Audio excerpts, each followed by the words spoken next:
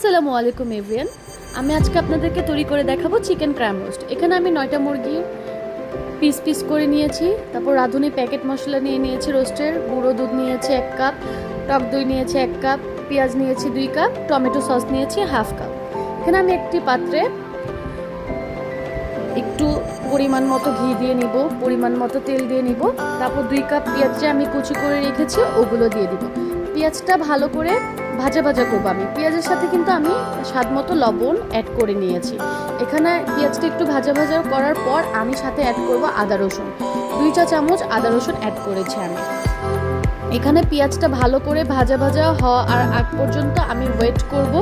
দেন এখানে আমার পেঁয়াজটা ভালো করে লালচে ভাব চলে আসছে। দেন এখানে আমি অ্যাড করব একটু পানি, তারপর টক দই, তারপর হচ্ছে রোস্টের মশলার প্যাকেটটা যে আমি রেখেছিলাম রাঁধুনি ওইটা পুরোটা দিয়ে দিব, 3 প্যাকেটে আমি দিয়ে দিব। তারপর মশলাটা ভালো করে কষাবো। সো এখানে আমার মশলাটা ভালো করে কষানো হয়ে গিয়েছে। দেন এখন আমি চিকেনগুলো দিয়ে দিব।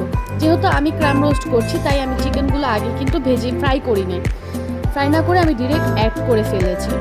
সো ক্র্যাম তো এভাবে আমার ভাজতেই হবে, এজন্য আমি ভালো করে কষিয়ে নেব। কষানোর শেষে আমি এখানে অ্যাড করব হচ্ছে একটু টমেটো সস, তারপর অ্যাড করে নিব গুঁড়ো দুধ।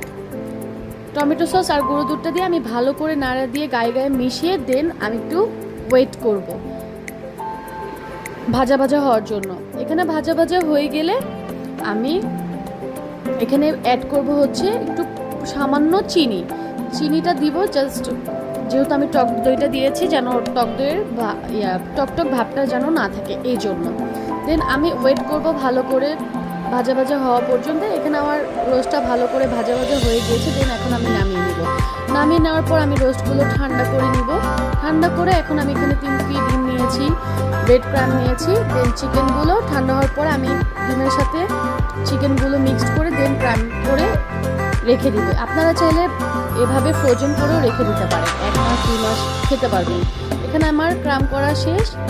সো আমি এখন ফ্রাই করে নিব।